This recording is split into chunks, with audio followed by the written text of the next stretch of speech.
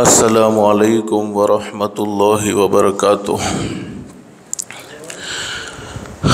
الحمدللہ وحدہ والصلاة والسلام علی من لا نبی بعد، اما بعد۔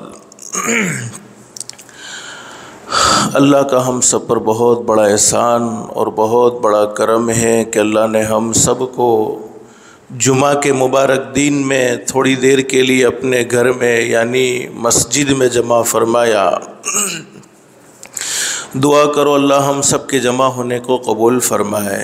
اور میرے پیارو، حدیث شریف میں حضرت اقدس نبی کریم صلی اللہ علیہ وسلم کا سچا ارشاد عالی ہے، جمعہ کے دن ایک گھڑی ایسی ہوتی ہے، اس گھڑی میں کوئی بندہ اپنے پروردگار عالم سے جو بھی سوال کرے، شرط یہ ہے کہ جائز سوال ہونا چاہیے۔ اللہ پاک اس کے سوال کو ضرور قبول فرماتے ہیں، ضرور منظور فرماتے ہیں۔ اللہ سے دل سے دعا کر لو، اللہ تو نے اپنے فضل و کرم سے، اپنی رحمت سے ہمیں مسجد میں جمع فرمایا۔ اللہ کے لیے کوئی مشکل نہیں، اللہ ہم سب کو جنت الفردوس میں بھی جمع فرمائے۔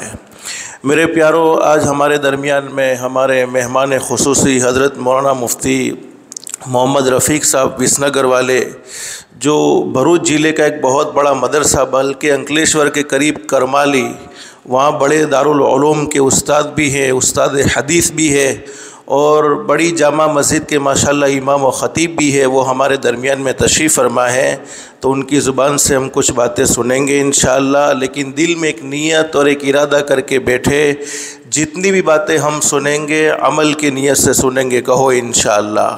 اس لیے کہ سننا اور سنانا تو بہت سی مرتبہ ہوتا ہے، نہیں ہوتا تو زندگی میں عمل نہیں ہوتا۔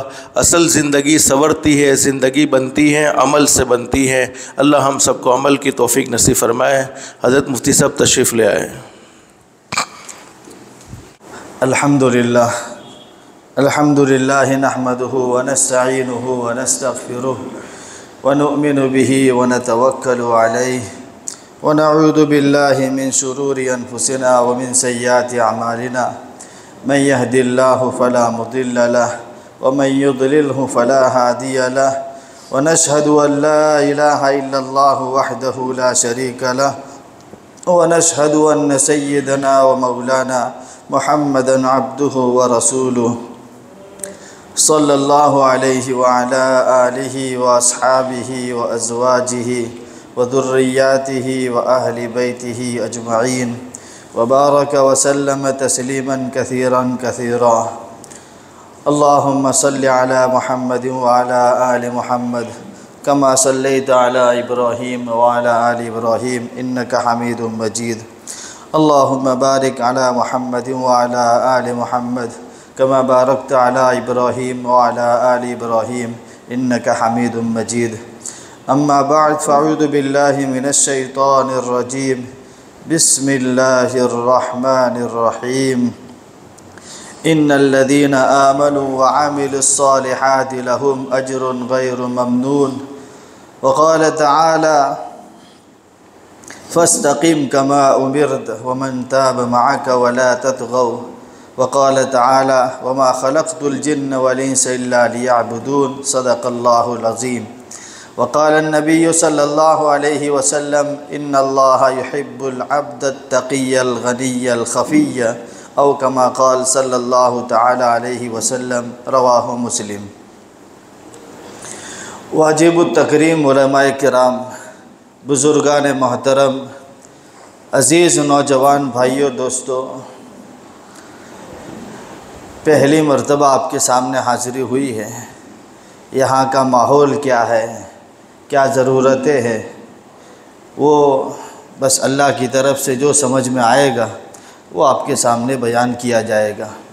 اللہ تعالیٰ مفید باتیں کہنے کی توفیق نصیب فرمائے۔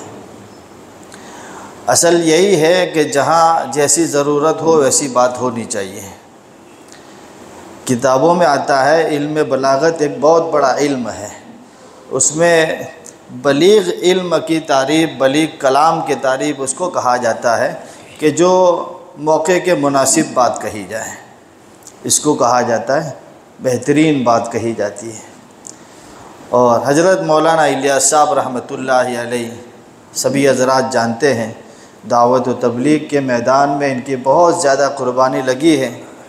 اللہ پاک نے اسلام کا فہم اور اسلام کی سمجھ ایسی عطا فرمائی تھی کہ دنیا میں چند لوگ ایسے ہیں جن کو کہا جا سکتا ہے کہ یہ بڑے خاص لوگ تھے جنہوں نے مذہب اسلام کا تعارف اور اس کی پہچان کرائی ہے، ان میں سے حضرت کا شمار ہے۔ تو حضرت رحمۃ اللہ علیہ فرماتے ہیں کہ امر حال کا جاننا، امر حال جو حالات چلتے ہیں، جو حالتیں پیش آئی ہوئی، جیسی ضرورت ہے اس کے مطابق کوئی کام کیا جائے اس کو بہترین بات کہی جاتی ہے۔ بہرحال اللہ سے دعا ہے اللہ تعالی ہمیں صحیح اور سچی طلب سے بات سننے اور کہنے کی توفیق نصیب فرمائے۔ میرے بھائیوں، ابھی کچھ دن ہوئے ہیں ایک مبارک مہینہ ہمارے سامنے سے گزرا، جس کا برسوں ہم نے انتظار کیا، مہینوں انتظار کیا، اور کئی لوگوں نے دعائیں کی تھی۔ حدیث میں دعا بھی مروی ہے، اللہم بارک لنا فی رجب و شعبان وبلغنا رمضان۔ جگہ جگہ یہ دعا مانگی جاتی تھی، لوگ پڑھنے والے پڑھتے بھی رہتے تھے، لیکن جس کے مقدر میں اللہ نے چاہا اسے یہ نعمت نصیب ہوئی۔ سب کو معلوم ہے بھائی، رمضان کا مہینہ ابھی ابھی گزرا، چند دن ہوئے، تقریباً 6-7 دن ہوئے۔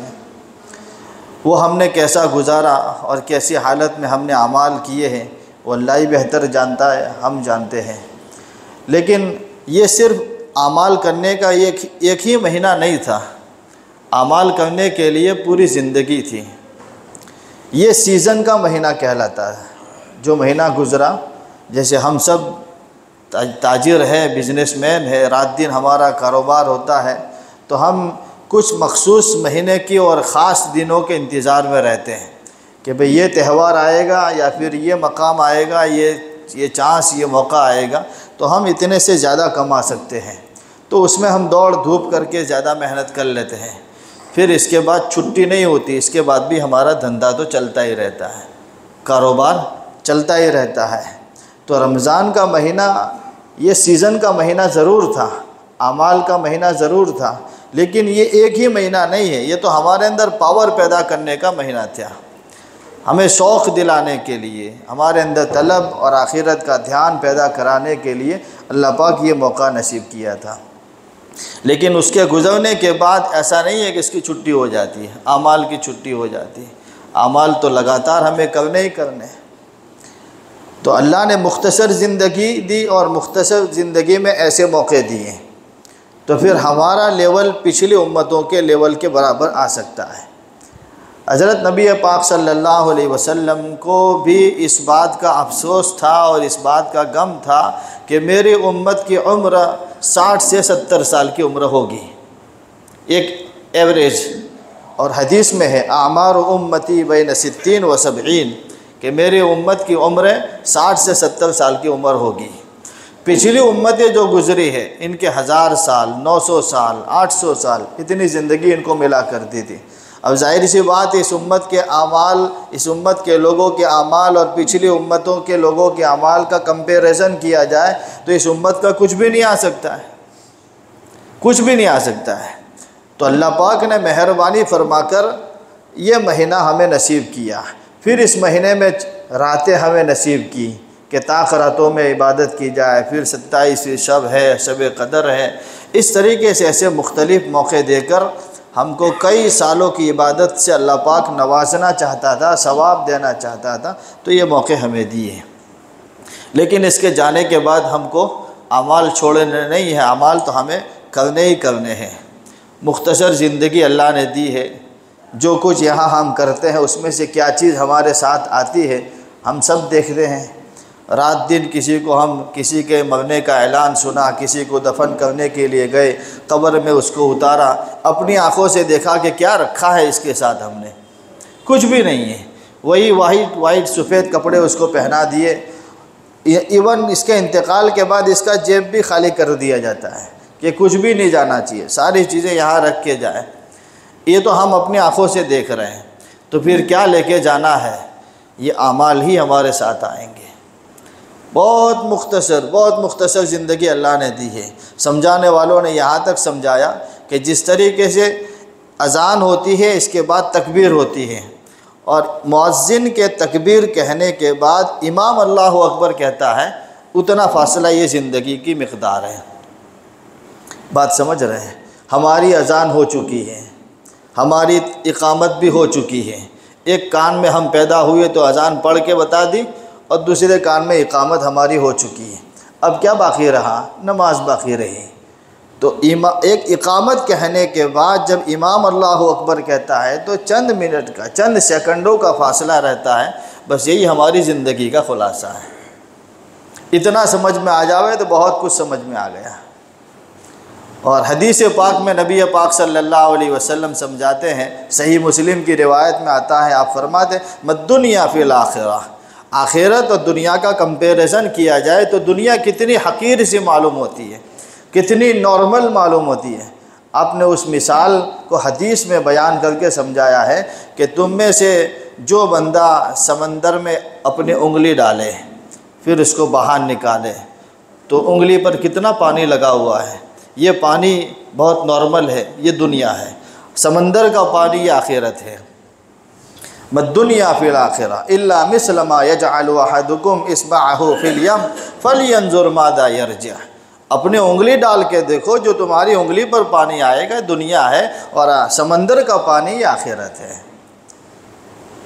اور بھی کئی لوگوں نے مثالیں سمجھائی ہیں کئی جگہ پر دنیا کو سمجھانے کے لیے کہ یہ ہماری دنیا ہے جس کے پیچھے ہم رات دن بھاگ رہے، لیکن یہ بڑی امپورٹنٹ زندگی ہے، یہ آخرت بنانے کے لیے ہے۔ میرے اور آپ کی زندگی کا مقصد جو قرآن بیان کرتا ہے وہ یہ ہے کہ وَمَا خَلَقْتُ الْجِنَّ وَالْإِنسَ إِلَّا لِيَعْبُدُونِ، کہ میں نے جنات اور انسانوں کو پیدا کیا تو صرف میری عبادت کے لیے۔ یہاں مفسرین نے لکھا ہے کہ لِيَعْبُدُونَ أَيْ لِيَعْرِفُونَ، تاکہ میرے بندے مجھے پہچان سکے۔ دنیا کی 60 سال 70 سال کی زندگی میں رہتے ہوئے اپنے رب کو پہچاننا یہ ہماری زندگی کا مقصد ہے۔ نہیں پہچان سکے تو ہم نے اپنی زندگی کے مقصد کو وصول نہیں کیا ہے۔ اور بہت ساری ایسی مثالیں ہیں، ایسی چیزیں رات دن ہمارے نظروں کے سامنے آتی ہے جس کو ہم دیکھ کر اپنے رب کو پہچان سکتے ہیں۔ امام مالک رحمۃ اللہ علیہ فرماتے کہ میں نے اپنے رب کو پہچانا ہے زبانوں کے مختلف ہونے سے، زبانوں کے الگ الگ ہونے سے۔ ہم سب کے منہ میں اللہ پاک نے جو زبان رکھی ہے سب کی سیم زبان ہوتی ہے، کسی کی زبان میں ہڈی نہیں، کسی کی زبان میں سختی نہیں، اس کے باوجود اسی زبان سے مختلف لینگویج بولی جا سکتی ہے۔ عربی بولو تو بھی وہاں سے نکلتا ہے، انگریزی بولو تو بھی نکلتا ہے، ہندی بولو تو بھی نکلتا ہے۔ دنیا بھر کی جو لینگویج اپنی زبان سے جاری کرنا چاہے تو جاری کی جا سکتی ہے۔ امام مالک فرماتے کہ میں نے اس سے اپنے رب کو پہچانا ہے کہ میرے رب نے کیسی زبان بنائی ہے۔ ایک حصہ ہے، پوری باڈی کو دیکھنے جائے تو کائنات ہے اللہ کو پہچاننے کے لیے، یہ چھوٹا عالم ہے، چھوٹی دنیا ہے کہ بندہ اپنے رب کو کیسے پہچان سکتا ہے۔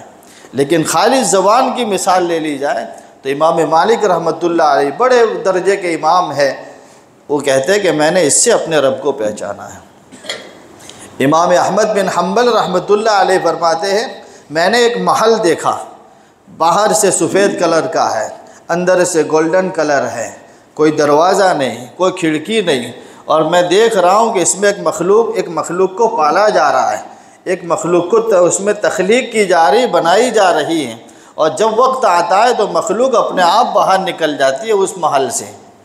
لوگوں نے پوچھا کہ حضرت یہ کیا بیان فرماتے ہیں، اب اس کو ذرا وضاحت کے ساتھ کہیے۔ امام احمد بن حنبل فرماتے ہیں کہ وہ وائٹ محل سے میری مراد انڈا ہے، اور اندر کی جو گولڈن کلر ہے وہ اندر کا کلر ہے، اور اس میں جو مخلوق پلتی ہے وہ مرغی کا بچہ ہوتا ہے۔ نہ وہاں کوئی دروازہ ہے نہ کھڑکی ہے، وہاں کیسے سانس لے رہا ہے، کیسے کھا رہا ہے، کیسے اس کی تربیت ہو رہی، یہ سارا میرا پروردگار بند محل میں کر رہا ہے۔ اور میں نے اس سے اپنے رب کو پہچانا ہے کہ جب اس کا وقت آتا ہے تو چونچ مار کے توڑ کے باہر نکل جاتا ہے۔ یہ ساری چیزیں ہماری نظروں کے سامنے ہو رہی ہیں، رات دن ہم آملیٹ کھا رہے ہیں، انڈے پھوڑ رہے ہیں، ساری چیزیں کر رہے ہیں، لیکن ہمارا دھیان اس طرف نہیں جا رہا کہ یہ کیسی اللہ نے عجیب چیز بنائی ہے کہ اس میں مخلوق پلتی ہے، ایک مخلوق کی پرورش اس میں ہوتی ہے۔ ایسی تو میرے بھائیو دنیا جہاں میں کئی باتیں ہیں کہ اللہ تعالیٰ اس سے اپنی معرفت کراتا ہے، پہچان کراتا ہے۔ یہی انڈے سے نکلنے والا مرغی کا بچہ اپنی مرغی کے پروں کے اندر ساتھ ساتھ چلتا جا رہا ہے اور سامنے بلی کو دیکھ لیتا ہے، تو یہی بچہ دوڑ کے اپنے ماں کے پروں کے نیچے آ جاتا ہے۔ اسے کس نے بتایا کہ یہ تیرا دشمن ہے، کہ تجھ پر حملہ کرے گا، کہ تجھے کھا جائے گا؟ اس چھوٹے سے چوزے کو، چھوٹے سے بچے کو کس نے بتا دیا؟ مرغی نے تو بتایا نہیں کہ یہ ہمارا دشمن ہے، لیکن اس چھوٹے سے بچے کو بھی یہ سمجھ آ جاتی ہے کہ یہ میرا دشمن ہے، میری حفاظت میری ماں کے پروں میں ہونے والی ہے۔ یہ ساری چیزیں میرے بھائیوں اپنے رب کی پہچان کراتی ہیں۔ ہم اپنے رب کو پہچانیں، ایک ایک جسم کے ایک ایک عضو پر نظر رکھی جائے، باڈی کے ایک ایک پارٹ پر نظر رکھی جائے کہ اگر مان لو تھوڑے دنوں کے لیے یہ ایک حصہ اگر میرا شل ہو گیا، اللہ حفاظت کرے، سب کی حفاظت فرمائے، سب کو سلامتی دے، لیکن کسی کو پیرالیسس ہو جائے، کسی کو لقوہ ہو جائے، کسی کی آنکھوں میں موتیا آ جائے، ان سے جا کے پوچھو کہ یہ کیا چیز ہے جو تمہارے پاس سے لے لی گئی ہے، اب اس کی قیمت لگاؤ، تم کتنی لگا سکتے ہو؟ لاکھوں کروڑوں روپے خرچ کرنے کے بعد کوئی بندہ اپنے ہاتھ کی انرجی اور اپنے آنکھ کی روشنی دینے کے لیے تیار نہیں ہو سکتا ہے۔ اتنی بڑی امپورٹنٹ اللہ نے چیزیں ہمیں دی ہیں۔ سنوریہم آیاتنا فی الآفاق وفی انفسہم، اللہ فرماتے ہم تم کو ہماری قدرت کی نشانیاں بتائیں گے آسمانوں میں، زمینوں میں، وفی انفسہم، تمہاری باڈی کے اندر بھی ہماری نشانیاں موجود ہیں، پہچانو تو صحیح۔ فاعتبروا یا اولی الابصار، اے عقل مندو ذرا تو قیاس کرو، ذرا تو سمجھو، میری معرفت حاصل کرو۔ میں نے تم کو پیدا ہی اس لیے کیا تھا کہ تم مجھے پہچانو۔ دنیا کی ہر چیز پہچاننے کی کوشش کی جاتی ہے، کوئی بھی چیز خریدو تو A to Z اس کی معلومات حاصل کر لیتے۔ گھر میں سے اگر فریج خرید کے لاوے تو فریج والے سے ساری معلومات لے لی جاتی ہے، موبائل خرید کے لاؤ تو ساری معلومات اس میں حاصل کر لی جاتی ہیں۔ ایک 1500 200 ہزار کا اگر بیلنس کرا دیا ہے اس میں ساری معلومات لے لی جاتی ہے، کتنے SMS آئیں گے، کتنے کال فری ہوں گے، کتنے میسیج کر سکتے ہیں، ساری ڈیٹیل ہم لے لیتے ہیں۔ ایک خدا کی ذات کو ہم نے چھوڑا ہے، اس کی صفات کو ہم نے چھوڑا ہے۔ اتنا ایک بچپن سے ایک ماحول ہمیں ملا کہ ہمارا پروردگار ہے، اللہ ہمارا خالق اور مالک ہے، اتنا تو ہمیں بچپن میں پڑھا دیا جاتا ہے۔ لیکن مدرسے سے نکلنے کے بعد جب عمر ہوتی ہے، سمجھ بڑھتی ہے، عقل میں اضافہ ہوتا ہے، وکاس ہوتا ہے، اس بدھی کے ذریعے سے ہم نے اپنے رب کو کب پہچانا؟ نہیں پہچانا۔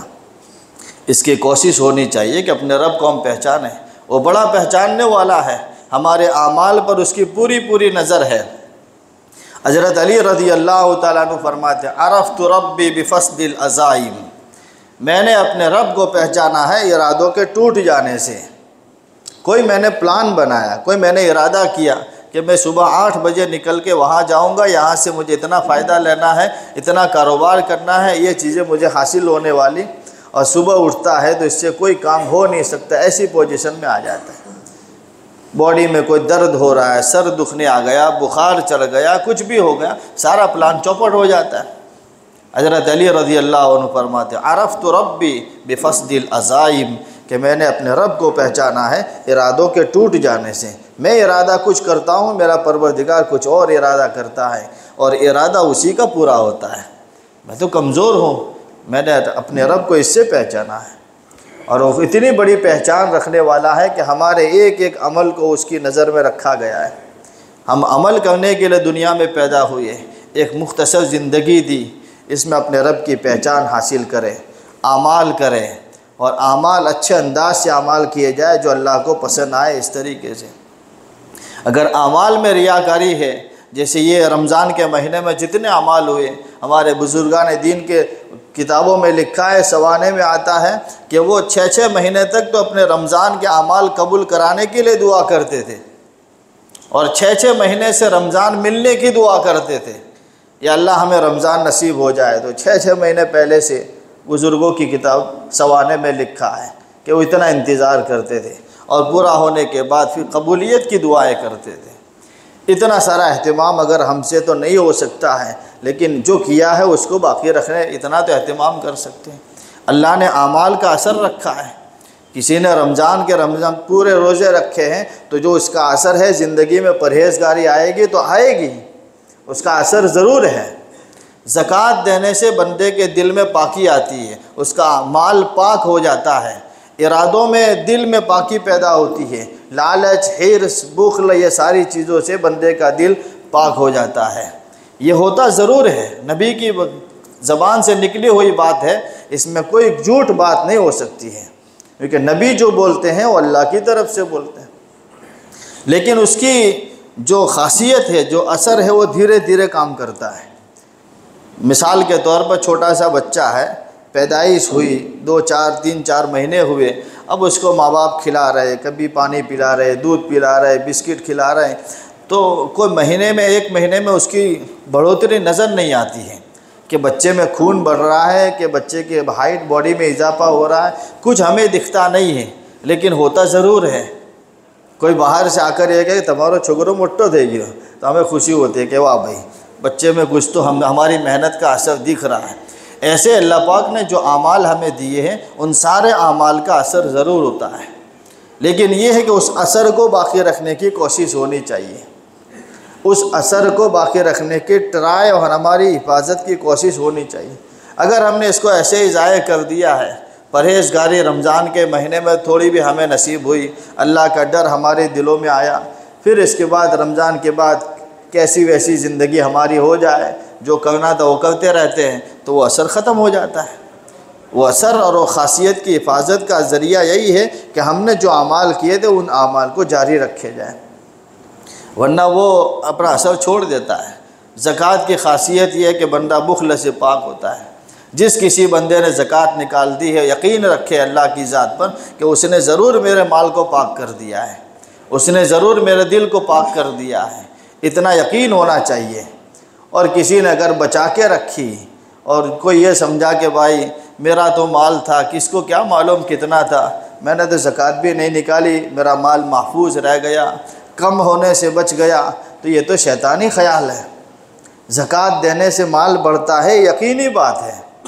اس کے مقابل میں ایک کاروبار ہوتا ہے، سودی کاروبار ہوتا ہے، بیاج کا کاروبار ہوتا ہے، اس میں مال گھٹتا ہے 100%۔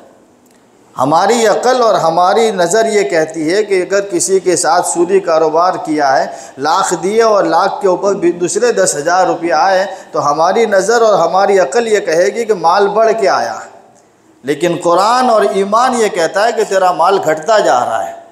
یہ اتنا گھٹے گا کہ جتنی زمین جائیداد پراپرٹی ساری بیچو گے تو بھی اس کھڈے سے باہر نہیں نکل سکو گے، اتنا اس کا بھیانک انجام ہے۔ اور زکوٰۃ نکالنے والے کے بندے کے مال میں بڑھوتری ہوتی ہے، لاکھ میں سے اگر 2500 روپے زکوٰۃ نکال دی ہے، 2500 کم ہو گئی، ہماری نظر یہ کہہ رہی ہے، ہماری عقل یہ کہہ رہی ہے کہ اتنے پیسے کم ہو گئے، لیکن قرآن اور ایمان یہ کہتا ہے کہ تمہارا مال بڑا ہوا ہے۔ یمحق اللہ الربا ویربی الصدقات، اللہ تعالیٰ سود کو مٹاتا ہے، بیاج کو مٹاتا ہے، اور زکوٰۃ کے مال کو بڑھاتا ہے۔ تو یہ ایسا نہ سمجھے کہ ہم نے کسی کے مال کی زکوٰۃ نہیں نکالی تو بچ گیا، بڑی بھیانک اس کے لیے وعیدیں ہیں۔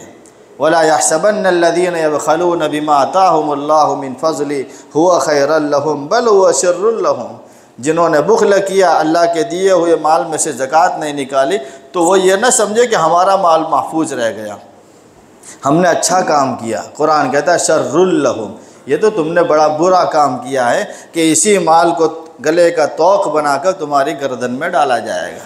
سَيُطَوَّقُونَ مَا بَخِلُوا بِهِ يَوْمَ الْقِيَامَةِ، جس میں تم نے بخل کر کے، کنجوسی کر کے مال بچا لیا ہے، وہ سارا مال تمہارے گلے میں آئے گا توق بنا کر کے۔ اور حدیث میں آتا ہے وہ خود کہے گا انا مالک انا کنزک، ایک سانپ کی شکل بنا کر کے، ایک اور ازدہے کی شکل بنا کر کے گلے میں پہنا دیا جائے گا، اور وہ ڈنگ مارے گا اور یوں کہے گا میں تیرا خزانہ ہوں، میں تیرا مال ہوں۔ آخرت کے سانپ اور آخرت کے ازدہے کو دنیا کے ازدہے کے مطابق نہ سمجھے۔ آخرت کا ازدہا اور آخرت کا سانپ اگر زمین پر ایک ڈنک مارے تو 40 سال تک گھاس اگنا بند ہو جاوے، اتنا کڑوا اور اتنا سخت اس کا اثر ہوتا ہے۔ تو میرے بھائیو، جنہوں نے اعمال جو رمضان میں کیے ہیں اس کو جاری رکھے۔ زکوٰۃ نکالی، اللہ کے راستے میں مال خرچ کیا، اب چھوٹا موٹا صدقہ کرتے رہیں، اس عادت کو باقی رکھی جائے۔ ہم نے اللہ کے نام پر روزے رکھے اللہ کو راضی رکھنے کے لیے، تو آگے شوال کا مہینہ جو شروع ہو چکا ہے اس میں 6 روزوں کی فضیلت آتی ہے۔ صحیح مسلم میں آتا ہے کہ جو بندہ رمضان کے بعد 6 روزے رکھ لیتا ہے تو 6 روزوں کا ثواب 60 روزوں کے برابر ثواب ہوتا ہے، اور مہینے کے 30 روزوں کا ثواب 300 روزوں کے برابر ثواب ہوتا ہے۔ تو 30 روزے اور 6 روزے یہ 36 روزوں کا ثواب 360 دن تک روزے رکھنے کا برابر ثواب ملتا ہے۔ من صام رمضان ثم اتبعہ ستا من شوال، کسی نے رمضان کے روزے رکھے اور ساتھ میں شوال کے 6 روزے رکھے۔ یہ لگاتار رکھنا بھی ضروری نہیں ہے، آپ شوال کے مہینے میں جب کبھی رکھنا چاہے رکھ سکتے ہیں۔ آج رکھا، پھر 2-4 دنوں کے بعد دوسرا رکھا، پھر 2-4 دنوں کے بعد تیسرا رکھا، پھر 2 رکھے، پھر 1 رکھا، پورے مہینے میں 6 روزے جب چاہے آپ پورا کر سکتے ہیں۔ رمضان کے بعد ترنت رکھنا چاہے تو بھی رکھ سکتے ہیں، کچھ وقت کے بعد کچھ دنوں کے بعد رکھنا چاہے تو بھی رکھ سکتے ہیں۔ تو یہ 36 روزے کل ملا کے ہو جاتے ہیں، تو سال بھر روزے رکھنے کا ثواب مل جاتا ہے۔ اس کے علاوہ تلاوت ہم نے کی تو تلاوت کو بھی ہم جاری ساری رکھے۔ صرف پہلے یاسین پڑھتے تھے، یاسین کے علاوہ دوسرے بھی قرآن کریم کو پڑھنا شروع کریں۔ بہرحال میں آپ کو یہ سمجھانا چاہتا ہوں کہ اعمال کا اثر ہے، اس اثر کو باقی رکھنے کے لیے اعمال جاری رکھنے پڑیں گے، تب جا کے ہمیں دکھے گا کہ رمضان کا مہینہ کا جو روزہ لعلکم تتقون، جو علماء سنا کے تھک جاتے ہیں کہ روزہ رکھو گے تو تقویٰ آئے گا، اتنی زندگی سے ہم روزہ رکھ رہے، خدا کا خوف ہماری زندگی میں نہیں آ رہا، اس کا مطلب یہ نہیں کہ قرآن کی بات غلط ہے، اس کا مطلب یہ کہ ہم نے اس اثر کو باقی رکھنے کی محنت نہیں کی، اس لیے جو کچھ ملا تھا رمضان کے مہینے میں وہ بھی چلا گیا۔ اس لیے 60 80 سال 70 سال کی زندگی ہو گئی رمضان کے روزے رکھتے رکھتے، لیکن وہی حالت اسی حالت پر زندگی گزار رہے ہیں۔ یہ اس لیے ہو رہا ہے، میں آپ کو ایک خاص اشارہ کر رہا ہوں، جو اعمال کیے ہیں اس کے اثر کو باقی رکھنے کے لیے وہ اعمال کسی نہ کسی درجے میں جاری رکھے جائیں، اور اعمال اللہ کے ہاں قبول کرانے کی کوشش کی جائے۔ آگے جو اعمال کیے جائیں وہ اللہ تعالیٰ کو زیادہ پسندیدہ ہوتے ہیں، اور جتنا اللہ کے لیے کوئی عمل کیا جائے اتنا اللہ راضی زیادہ ہوتا ہے۔ ہماری اعمال کی جانچ پڑتال اللہ کی طرف سے ہونے والی ہے۔ اللہ تعالیٰ دیکھے گا تم نے کس نیت سے اعمال کیے تھے، دکھانے کے لیے یا مجھے راضی کرنے کے لیے۔ صحیح مسلم کی روایت میں آتا ہے کہ اللہ تعالیٰ ایسے بندوں سے محبت کرتا ہے جو پرہیزگار ہو اور غنی ہو، یعنی لوگوں سے بے نیاز رہنے والا ہو، کسی کی کوئی پرواہ نہیں، کسی کے پاس مال دولت ہے اس کو مبارک، میرا تو تعلق اپنے رب سے ہے، میں اپنی ضرورتیں اپنے رب کو سناتا ہوں، وہ میرے لیے انتظام کرتا ہے۔ اور تیسری صفت خفی، اعمال کو چھپا کر کرنے والا بندہ ہے۔ جتنی نیت کی صفائی ہوتی نہیں اتنا اعمال کے انوارات اور اعمال کے برکات ہمیں نصیب ہوتے جاتے ہیں۔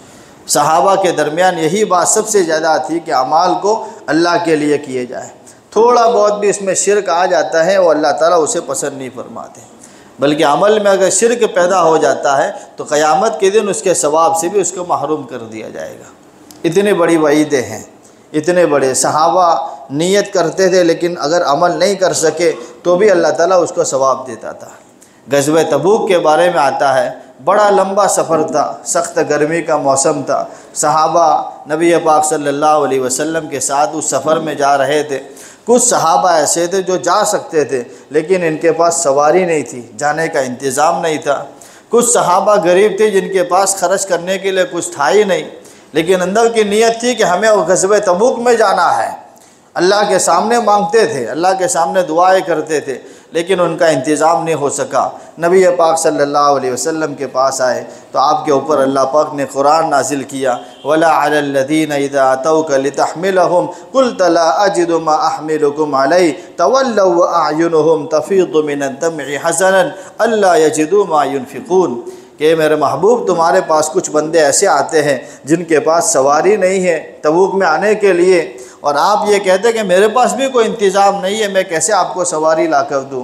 بخاری کی روایت میں آتا ہے یہی غزوہ تبوک سے آنے والے صحابہ کے درمیان نبی پاک صلی اللہ علیہ وسلم نے فرمایا کہ میرے صحابہ کچھ لوگ وہ ہیں جنہوں نے تبوک کا سفر بھی نہیں کیا، تبوک کے لیے جنگلوں کا سفر نہیں کیا، کسی خاردار کانٹے والے راستے سے گزرے نہیں، لیکن جو ثواب تم کو ملا ہے وہ ثواب مدینہ میں رہنے والوں کو بھی ملا دیا جائے گا، اس لیے کہ ان کی بھی نیت سچی تھی کہ ہم بھی جانا چاہتے ہیں، رکاوٹیں تھی نہیں جا سکے، نیت کی بنیاد پر اللہ پاک ان کو بھی ثواب سے عطا فرمائے گا۔ تو عمل کرنے کے اندر نیت ایسی ہو، نیت سچی اور صحیح ہوتی ہے تو مشرکین مکہ کے بھی دعا اللہ پاک سن لیتا ہے۔ سورہ روم سے پہلے یہ آتا ہے، قصہ ہے کہ نبی پاک صلی اللہ علیہ وسلم کے زمانے میں جب مشرکین مکہ دریا کا سفر کرتے تھے اور سفر کرتے کرتے بیچوں بیچ پہنچ جاتے تھے، وَجَرَيْنَ بِهِمْ بِرِيحٍ طَيِّبَةٍ وَفَرِحُوا بِهَا جَاءَتْهَا رِيحٌ عَاصِفٌ کہ بڑی کشتی میں بہت خوشی کے ساتھ ہنسی مذاق کرتے کرتے سفر کر رہے، اور بیچوں بیچ پہنچنے کے بعد سامنے سے ہوا آنا شروع ہو جاتی ہے، سامنے سے مخالف سمت سے ہوا آنا شروع ہو جاتی ہے، اور ڈر جاتے کہ اب ہمیں بچانے والا کوئی نہیں ہے، تو اللہ کو پکارتے تھے کہ اللہ تو ہی بچانے والا ہے، ہم جن کو مانتے ہیں ان کی طاقت نہیں ہے کہ بچا سکے، تو اللہ تعالیٰ ان کی دعائیں سن لیتا تھا، ان کو کنارے پر پہنچا دیتا تھا۔ فَإِذَا رَكِبُوا فِي الْفُلْكِ دَعَوُا اللَّهَ مُخْلِصِينَ لَهُ الدِّينَ مشرکین مکہ بھی اخلاص کے ساتھ اللہ کو پکارتے تھے، اللہ ان کی دعا سن لیتا تھا اور ان کو کنارے پر لے آتا تھا، ان کی جان بچ جاتی تھی، ان کی زندگی بچا لی جاتی تھی، گرچہ وہ دوبارہ شرک میں مبتلا ہو جاتے تھے، لیکن مانگنے والا اگر صحیح طلب کے ساتھ مانگتا ہے اور دل کے ارادوں کے ساتھ اللہ کے سامنے دعا کرے، اللہ تعالیٰ اس کے کام کو بنا دیتا ہے۔